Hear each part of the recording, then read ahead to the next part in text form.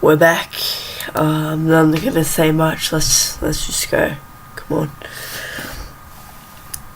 For such a shabby looking game cartridge, I was impressed at how smoothly it ran.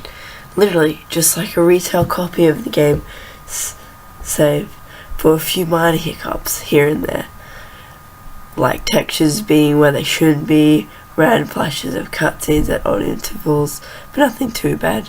However, the only thing that was a little unnerving was that at the times the NPCs would call me Link, and at other times they would call me Ben. I figured it was just a bug, a fluke in the programming causing our files to get mixed up or something. It kind of creeped me out though after a while, and it was around after I had beaten the Woodfall Temple that I regrettably went into the save files and deleted Ben. I had intended to preserve the file just out of respect of the game's original owner. It's not like I needed 2 files anyway, hoping that would solve the problem. It didn't. It did, and it didn't. Now NPCs wouldn't call me anything. Where my name should be in the dialogue, there was just a blank space. My save file was still called Link though. Frustrated with homework to do, I put the game down for a day. I started playing the game again last night, getting the Lens of Truth and working my way towards completing the Snowhead Temple. Now some of you hardcore Majora's Mask fans, and me, know about the 4th day glitch. For those who don't, you can Google it, but the gist of it is that right as the clock is about to hit 0 done on the final day, you talk to the astronomer and look through the telescope. If you time it right, the countdown disappears, and you essentially have another day to finish whatever you were doing. Deciding to do the glitch to try and finish the Snowhead Temple, I happened to get it right on the first day. Try, and the time counter at the bottom disappeared. However, when I pressed B to exit the telescope, instead of being greeted by the astronomer, I found myself in the Majora boss fight room at the end of the game. The trippy boxed arena in brackets, staring at Skull Kid hovering above me. There was no sound, just him floating in the air above me, and the background music, which was regular for the area, but still creepy. Immediately my palms began to sweat. This was definitely not normal. Skull Kid never appeared here. I tried moving around the area, and no matter where I went, Skull Kid would always be facing me, looking at me, not saying anything. Nothing would happen though, and this kept up for around 60 seconds. I thought the game had bugged or something, but I was beginning to doubt that very much. I was about to reach for the reset button when text appeared on my screen. You're not sure why, but you apparently had a reservation. I instantly recognized the text. You get that message when you get the room key from Andrew at the Stockpot Inn. But why was it playing here? I refused to entertain the notion that it was almost as the game was trying to communicate with me. I started to navigate the room again, testing to see if that was some sort of trigger that enabled me to interact with something in it. Then I realized how stupid I was. To even think that someone could reprogram the game like this was absurd. Sure enough, 15 seconds later, another message appeared on screen. And again, like the first one, it was already a pre-existing phrase. Go to the lair of the temple boss? Yes or no? I paused for a second. Oh, where are they? Oh, Jesus. I paused for a second, contemplating what I should press and how the game would react. When I realized that I couldn't select no, taking a deep breath, I pressed Yes, and the screen faded to white with the words "Dawn of a New Day" with the subject I beneath it. Where I was ported to filled me with the most intense sense of dread and impending fear I had ever experienced. The only way I can describe the way I felt here is having the feeling of inexplicable depression on a profound scale. I am normally not a depressed person, but the way I felt here was a feeling that I didn't even know existed. It was such a twisted, powerful presence that seemed to overwash me. I appeared in some kind of weird Twilight Zone version of Clock Town. I walked down to the clock tower, as you normally do when you start from day one, only to find that all of the inhabitants were gone. Usually the fourth day glitch, you can still find the guards and the dogs that run outside the tower. This time they were all gone. But what replaced them was the ominous feeling that there was something out there, in the same area as me, and that it was watching me. I had 4 hearts to my name and the hero's bow. But at this point, I wasn't even considered for my avatar. I felt that I personally was in some kind of danger. Perhaps the most chilling thing was the music. It was the song of healing, ripped straight from the game itself, but played in reverse. The music would get louder, building up so as if you could expect something to pop out of you, but nothing ever did, and the constant loop began to wear on my mental state.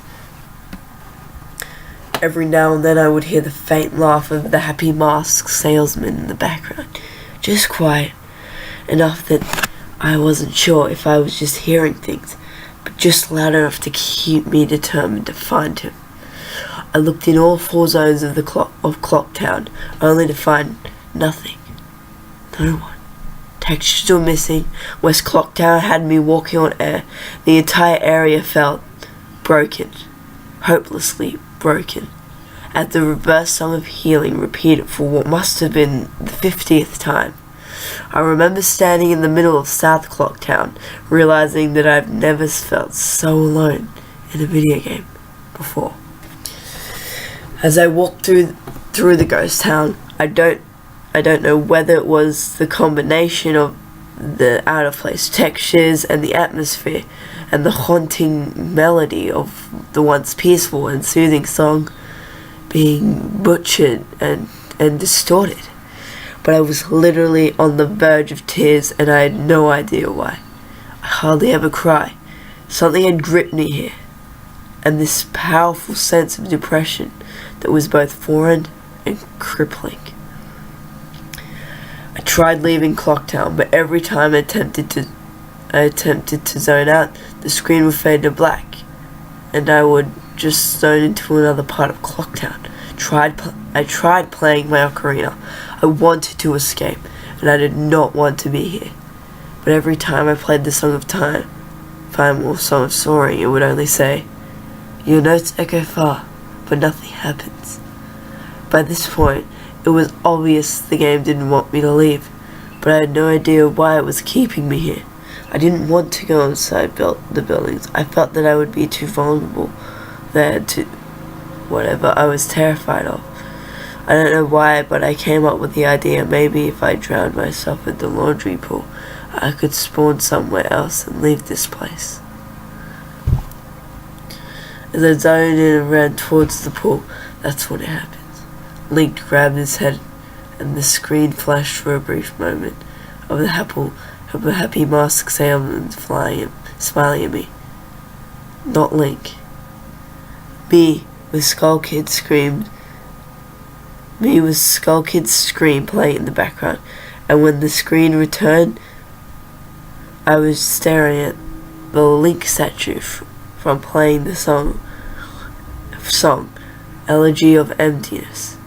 I screamed as the thing just stared back at me with the haunting facial expression. I turned around and ran out and back into South Clocktown, and to the horror, the fucking statue followed me. And the only way I can compare this is like the weeping angels from Doctor Who. Every so often, at random intervals, the animation will play of the statue appearing behind me. It was like the thing was chasing me, or I don't even want to fucking say it, haunting me. By this point, I was on the verge of hysterics, but not even once did the thought of turning off the console occur to me. I don't know why. I was so wrapped up in it. The terror felt so real. I tried to shake the statue, but it would literally appear right behind me every single time. Link started to begin to make weird animations I had never seen him do before, but he would flail his arms around or spasm randomly, and the screen would cut to the Happy Mask salesman smiling again for a brief moment before I was face to face with that fucking statue again. I ended up running into the Swordmaster's dojo and ran to the back. I don't know why, but in my panic, I just wanted some kind of assurance that I'm not alone here. To my dismay, I found no one. But as I turned to leave the statue concerned me in the cubby in the back. I tried attacking the statue with my sword, but at no avail. Confused, and I backed into a corner. I just stared at the statue, waiting for it to kill me. Suddenly, the screen flashed again to the Happy Mask salesman, and Link turned to face my screen, standing upright, mirroring the statue, looking at me along with his copy, literally staring at me. Whatever was left of the 4 feet wall was completely shattered while I ran out of the dojo terrified. Suddenly the game walked me to an underground tunnel, and the reverse song of healing queued up again as I was given a brief moment to rest before the statue started appearing again. This time, aggressively. I could only take a few steps before it would summon behind me again. I hurriedly made my way out of the tunnel in the sudden clock town as I ran aimlessly in sheer panic. Suddenly, a redhead screamed, and the screen faded to black as dawn of a new day, and I appeared again. Okay, I'm sorry my voice sounds weird. I just got a locked nose, you know. It's winter, it's getting cold and stuff and all that. Well, just remember to look out for part 2 of this video. I mean, this is part 2. This is part 2. If you haven't, well, you should have watched part 1 already. So if you didn't do that, you know what to do. You know, subscribe, like, comment if you have any tips for me, or you know, you just any creepypastas or anything really you want me to do. I have a gaming channel if you haven't seen that. So bye. Creepy cat out. Thank you.